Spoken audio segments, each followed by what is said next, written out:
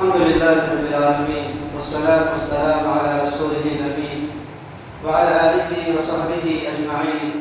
ومن تبعهم بإحسان إلى يوم الدين أما بعد. معزز سامعین، آپ کی اس درس میں ہم جاننے کی کوشش کریں گے کہ آخر بادل کے گرجنے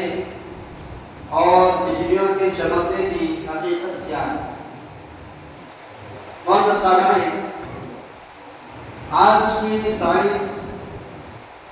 اس کی جو بھی وجہ بیان کرتی ہے، جو بھی سبب بیان کرتی ہے کہ بادل اور ہوا میں جب ٹکراؤ ہوتا ہے تو اس سے گرج کی آواز نکلتی ہے، یعنی کہ آسمان میں جو کرنٹ ہوتی ہے اور زمین میں جو مثبت اور منفی کرنٹ ہوتی ہے یہ اسے کھینچتی ہے، جس کی وجہ سے بجلیاں ہوتی ہیں. یعنی کہ جب اس سرزمین میں ماحولیت کی خرابی پیدا ہو جائے تو ایسی صورت میں بجلیوں کا چمکنا یعنی کہ بادل کا گرجنا زیادہ ہو جاتا ہے. بہرحال شریعت اسلامیہ ہمیں یہ بتاتی ہے، پیارے نبی صلی اللہ علیہ وسلم نے ارشاد فرمایا،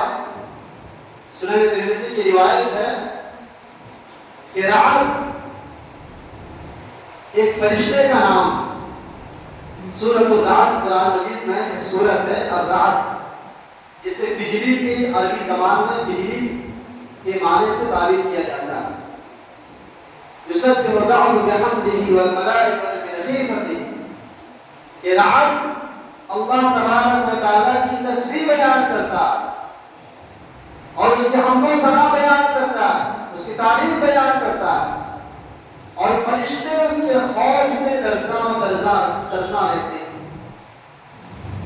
اللہ نبی صلی اللہ علیہ وسلم نے ارشاد فرمایا کہ رعد ایک فرشتے کا نام ہے جو بادلوں کو آنکتا ہے اور اس کے ہاتھ میں آگ کا کوڑا ہوتا ہے. جب یہ رعد، یہ فرشتہ بادلوں کو آنکنے کے لیے آواز لگاتا ہے تو یہ آواز گرجنے کی آواز، یہ گرج کی آواز دراصل اس فرشتے کی آواز ہوتی ہے.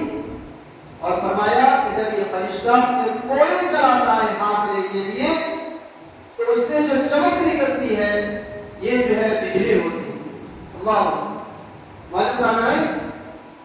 اللہ تبارک و تعالیٰ نے اس کے تعلق سے کہا، ابھی دوسری رکعت میں تلاوت کی گئی کہ اللہ تبارک و تعالیٰ اس بجلی کو اس لیے لاتا ہے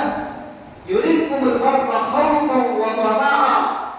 تاکہ اس بجلیوں کے ذریعے سے، اس گرج کے ذریعے سے اللہ تبارک و تعالیٰ تمہارے اندر جہاں بارش کی امید کو جگاتا ہے وہیں پر ان کے ذریعے سے تمہارے اندر اپنا خوف پیدا کرنا چاہتا ہے، اپنی خشیت پیدا کرنا چاہتا ہے. اور پھر آگے اللہ تبارک و تعالیٰ نے فرمایا یصیب بہا من یشاء، اللہ تبارک و تعالیٰ بسا اوقات اس انسان پر بھی چاہتا ہے اس بجلیوں کو ڈالتا ہے. اللہ تبارک و تعالیٰ بڑا سخت ہے، بڑا طاقتور. یہی وجہ اللہ کے نبی صلی اللہ علیہ وسلم جب بھی بجلی ہوتی یا کراٹے کی آواز ہوتی، گرج ہوتی، اللہ کے نبی صلی اللہ علیہ وسلم یہ دعا پڑھا کرتے تھے، اللہم لا تقتلنا بغضبک، پروردگارا تو اپنے غصے کے ذریعے سے مجھے موت نہ دے، ولا تہلکنا بعذابک، پروردگارا تو اپنے عذاب کے ذریعے سے مجھے ہلاک نہ کرنا، وعافنا قبل ذلک، پروردگارا ایسے حالات آ جائیں، ایسے گرج اور ایسے بجلیوں کی چمک آ جائے جس سے انسان کو تکلیف پہنچ سکتی ہے،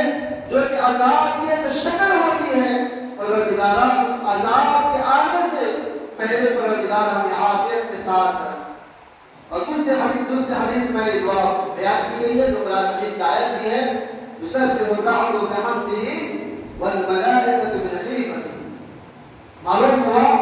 کہ یہ گرج، یہ چمک دراصل اللہ تبارک و تعالیٰ کی جہاں قوت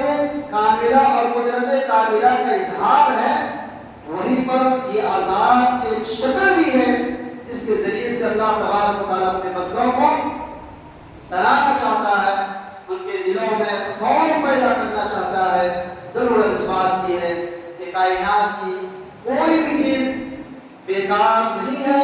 ان چیزوں پر ہم غور و فکر کریں، تدبر کریں، اور جب بھی ایسے مواقع آئیں تو ہم اللہ تبارک و تعالیٰ کا خوف اپنے اندر پیدا کریں، گناہوں سے توبہ کریں اور اللہ تبارک و تعالیٰ کی جانب رجوع کریں۔ اور جس قدر ہو سکتا ہے ایسے موقع پر ہم اللہ تبارک و تعالیٰ کی تسبیح بیان کرتے رہیں اور ان معذور دعاؤں کا اہتمام کریں۔ اللہ تبارک و تعالیٰ ہم سبوں کو اپنے ساتھ رکھے، اللہ تبارک و تعالیٰ ہمیں حسن توفیق سے نوازے، آمین۔ وآخر دعوانا